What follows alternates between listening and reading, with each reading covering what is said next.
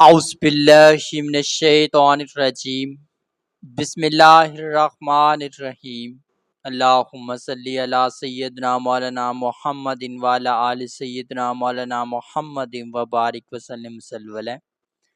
اللہ کریم کے مقدس اور بابرکت نام سے شروع جو بڑا مہربان نہایت رحم والا ہے۔ تمام تعریف و کمالک، تمام قوت و کمالک، تمام حکمت و کمالک، تمام دانائیوں کا مالک، تمام بادشاہت کا مالک، دعائے اس کریم ذات سے ہم سب کی حاضری اپنی بارگاہ میں قبول و منظور فرمائے۔ ہم سب کو بہت سارا اجر عظیم عطا فرمائے، ہم سب کے تمام صغیرہ کبیرہ گناہ معاف فرمائے، ہر قسم کی آفت اور بلیات سے امان عطا فرمائے۔ سرکار دو عالم صلی اللہ علیہ وآلہ وسلم کی سچی اور پکی محبت اور ان کی چاہت نصیب فرمائے، اور ہم سب کی تمام دعاؤں کو اپنی بارگاہ میں قبول و منظور فرمائے۔ ہم سب کا خاتمہ ایمان بالخیر فرمائے، آمین یا رب العالمین۔ آج کا جو ہمارا عمل ہے خاص کر مقاصد میں کامیابی کے حوالے سے ہے۔ ہم سب نے بہت توجہ کے ساتھ اس عمل کو سمجھنا ہے اور اس کو اپنی توجہ کے اندر لانے کی کوشش کرنی ہے، اور سمجھنا ہے کہ کامیابی کس طریقے سے انسان کو مل سکتی ہے، کامیابی پانے کے لیے انسان کو کن کن کاموں کو سر انجام دینا پڑتا ہے، اور کون کون سی ایسی کوتاہیاں ہیں جو انسان کی کامیابی کے اندر رکاوٹ بن جاتی ہیں۔ اب یہ ایک خاص سوال ہے، اس کو سمجھنا، اس کے اوپر عمل کرنا بہت زیادہ ضروری بات ہے، اور جتنا زیادہ ہم ان باتوں پر عمل کریں گے تو اتنا ہمارے لیے آسانیوں اور بھلائیوں کے معاملات جو ہیں وہ چلنا شروع ہو جائیں گے۔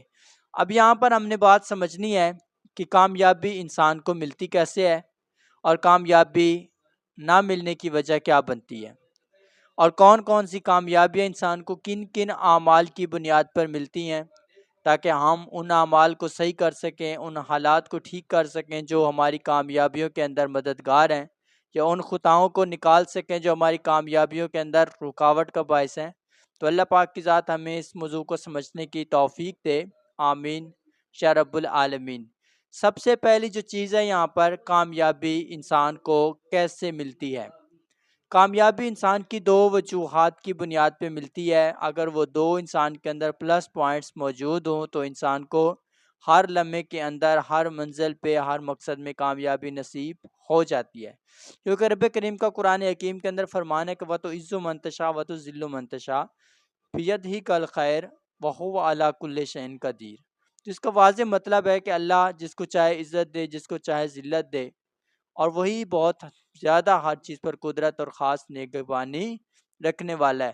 اب یہ چیز ہم نے یہاں تک سمجھی، اس کا مطلب ہے کہ ہمیں سب سے پہلے وہ عزت دیتا ہے، اس کے بعد ہماری ذلت آتی ہے، اور وہ ذلت جب ہمارے اعمال ہم اس کی حدوں کو پار کر لیتے ہیں، اس کو نقصان پہنچا لیتے ہیں، اس کی حد کو توڑ لیتے ہیں، جس کے بعد ہمارے لیے ذلت مقدر بنتی ہے۔ لیکن ہم نے بات کرنی ہے کہ وہ دو پلس پوائنٹ، دو ایسی باتیں ہمارے اندر کون سی ہونی چاہیے جو کہ ہمیں کامیابیوں کی منزل کے ساتھ جوڑے رکھتی ہیں اور کبھی بھی ناکامی کے قریب نہیں آنے دیتی۔ تو پہلی جو انسان کے عمل ہوتا ہے وہ ہوتا ہے ماں باپ کی خدمت۔ ماں باپ کی خدمت کرنے والا انسان ہر منزل میں کامیاب ہو جاتا ہے۔ دوسری جو منزل ہوتی ہے وہ ہوتی ہے انسان کا اپنے آپ کو اللہ اور اس کے رسول کے فرمان کے مطابق لے کر چلنا۔ وہ صبح کا لمحہ ہے، وہ شام کا لمحہ ہے، جن باتوں سے اللہ نے روکا ہے اس نے رکنا ہے۔ بظاہر اس کو فائدہ مل رہا ہے کسی کام کے اندر، لیکن وہ اللہ اور اس کے رسول کے خلاف کا کام کر رہا ہے تو وہ فائدہ تھوڑی گھڑی کا ہوگا، لیکن اس کے بعد زوال آ جائے گا۔ اس لیے اس نے اس فائدے کی طرف نہیں دوڑنا کہ جس میں اللہ اور اس کے رسول کی خلاف ورزی ہو، ان کے کسی قانون کی توڑ پھوڑ ہو، کوئی اس سے جرم ہو، کوئی اس سے غافلیت ہو، کسی قسم کی اس سے غلطی ہو، تو یہ چیز قابل قبول نہیں ہے۔ اور جب انسان سارا دن صبح سے شام تک اللہ اور اس کے رسول کے فرمان کے مطابق زندگی گزارے گا تو اس کی زندگی کے اندر کبھی ناکامیوں کا سلسلہ شروع نہیں ہوگا۔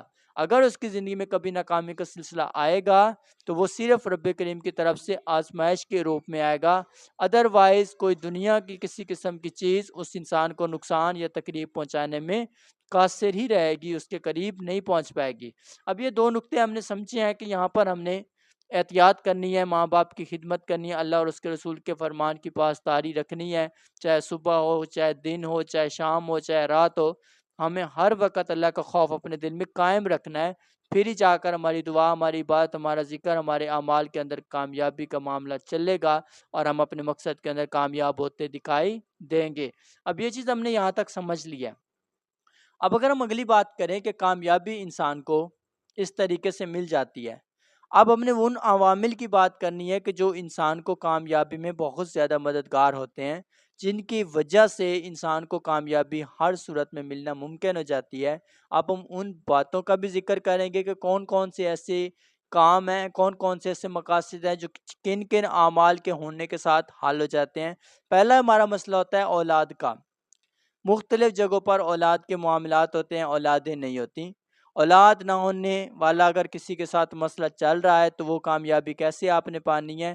اس کے لیے آپ نے قریبوں اور یتیموں کی دکھ درد میں شرکت کرنی ہے، ان کی مدد کرنی ہے، اور خاص کر سرکار دو عالم صلی اللہ علیہ وآلہ وسلم کی محافل کا انعقاد جاری رکھنا ہے۔ یہ دو کام آپ کو کرنا ہوں گے، جس کے بعد آپ کو اولاد کی قوت مل جائے گی۔ اب اگر دوسری بات ہم کریں تو وہ ہے انسان کے رشتوں کے اندر، اس کے معاملات زندگی کے اندر رکاوٹ، تو وہ کیسے اس نے دور کرنی ہے؟ اس کے لیے اس کو دو کام کرنا پڑیں گے۔ پہلا کام اس کو اپنے بڑوں کا ادب قائم رکھنا ہوگا، اور دوسری چیز اسے اپنی عزت کا تحفظ رکھنا ہوگا۔ یہ دو چیزیں اگر وہ سر انجام دیتا ہے تو اس کے یہ کام کے اندر رکاوٹ نکل جاتی ہے۔ اگر ہم تیسرے نقطے کی بات کریں جس میں انسان کے رزق کے اندر برکت، خاص کر اس کا روزگار، اس کی زندگی کا سکون، اس کی عزت اور قوت، اس کے لیے انسان کو دو کام سر انجام دینا پڑتے ہیں۔ پہلا کام انصاف پسندی کا معاملہ قائم کرنا، اور دوسرا کام رب کریم کے فرمان سے زندگی باہر نہیں گزارنی اس نے، بلکہ اس کے خوف میں ہی ہر وقت اس نے رہنا ہے۔ خاص کر 5 وقت کی نماز اس پر لازم اور ملزوم اس نے پڑھنی ہے۔ یہ چیز وہ اپنے دماغ کے اندر رکھے گا، پھر اس مقصد کے اندر وہ کامیاب ہو پائے گا۔ اگر ہم اگلے نقطے کی بات کریں جس میں ہم لوگوں کے مختلف معاملات کے اندر ظلم و ستم کے معاملات چل رہے ہیں، ہر وقت ہمارے اوپر ظلم اٹھائے جا رہے ہیں، نقصانات دیے جا رہے ہیں، ان چیزوں سے ہمیں نجات کیسے مل سکتی ہے؟ مختلف دشمن ہمیں گھیرے ہوئے ہیں، ان سے ہم کیسے بچ سکتے ہیں؟ اس کے لیے ہم نے دو کام سر انجام دینے ہیں۔ پہلا کام، ہم نے اپنے قول و فعل کی پاسداری کرنی ہے۔ جو زبان ہم کسی کے ساتھ کریں اس کو پورا قائم کریں، اور ہمیشہ اس کے برعکس کبھی بھی نہ جائیں۔ ہر وقت اس کو اپنے دل دماغ کا حصہ رکھیں تاکہ ہم اس منزل تک پہنچ سکیں۔ دوسری چیز، ہمیں جتنا بھی زیادہ ہو سکے گا وہ صدقات اور واجبات جو رب کریم نے فرمایا ہے ان کے مکمل طور پر پورا کرنا ہے، جس کے نتیجے میں ہم ان آفات اور ان گردشوں سے باہر نکل سکتے ہیں۔ اگر ہم اگلے نقطے کی بات کر لیں جس میں انسان کا بہت زیادہ حد تک قرض کے اندر، بہت زیادہ حد تک لوگوں کی نفرت، نفاست، بہت زیادہ بے سکونی، تنہائی، غمزدگی کے اندر پھنس جانا، اب یہ انسان اس مسئلے کے اندر پھنس چکا ہے۔ اب اس نے اس مسئلے سے نکلنے کے لیے کیا کرنا ہے؟ اس کو دو کام سر انجام دینا پڑیں گے۔ پہلا کام، اس کو خشوع و خضوع کے ساتھ عبادت کرنی ہے، عاجزی کرنی ہے، سجدے کے اندر سر رکھنا ہے، سجدے کو طول دینا ہے، لمبائی اس کی اختیار کرنی ہے۔ اس کے ساتھ وہ انسان جتنا بھی ہو سکے گا وہ یتیموں اور مسکین لوگوں کے لیے کچھ نہ کچھ اچھا سوچے گا اور ان سے اپنے حق میں دعا کروائے گا، جس کے نتیجے میں وہ اس آفت سے باہر نکل جائے گا۔ اب یہ ہم نے کچھ نقطے بتائے، کچھ پوائنٹس بتائے کہ ہم کس طریقے سے اپنے مقصد کے اندر کامیاب ہو سکتے ہیں، کس طریقے سے اپنی ناکامیوں، نااہلیوں کا خاتمہ کر سکتے ہیں۔ اب یہ چیزیں ہم نے جہاں پر ایک فزیکلی طور پر جو ہم کر سکتے ہیں وہ ہم نے شیئر کی، لیکن اب ہم بات کرتے ہیں کہ ہم نے کون سا ایسا عمل کرنا ہے جو کہ ہمارے لیے کامیابی میں ہماری مدد کرے گا اور کس طریقے سے ہم کامیاب ہوں گے۔ تو یہ عمل باقاعدہ سماعت کر لیں۔ آج رات نماز عشاء کے بعد 2 رکعت نماز نفل توبہ پڑھیں گے۔ 2 رکعت نماز نفل توبہ کے پڑھنے کے بعد 10 منٹ بیٹھ کر مسلسل الحمدللہ رب العالمین، لفظ الحمدللہ رب العالمین الرحمن الرحیم، یہ کلام آپ نے پڑھنا ہے۔ پورے 10 منٹ آپ نے پڑھنا ہے۔ پڑھنے کے بعد آپ نے دعا کرنی ہے۔ اس دعا میں جو غلطیاں، جو کوتاہیاں آپ سے ہوئی ان کا تعین آپ نے کرنا ہے۔ یہ تعین کر لینے کے بعد اپنے سجدے میں سر رکھ کے 2 منٹ مسلسل استغفار، یا اللہ، یا رحمان، یا رحیم، یا کریم، یا خالق، یا مالک، یہ آپ نے کلام پڑھنے ہیں۔ پڑھنے کے بعد آپ نے پھر دعا کرنی۔ اس دعا میں آپ نے اپنی آرزو دل کو لے کر آنا ہے، اور اپنے ہر نماز کے بعد 200 مرتبہ آپ نے بسم اللہ الرحمن الرحیم، یا اللہ، یا حی، یا قیوم، یا واسع الحکیم، یہ کلام پڑھنا ہے 11 دن۔ اللہ پاک عمل کی توفیق دے۔ جزاک اللہ۔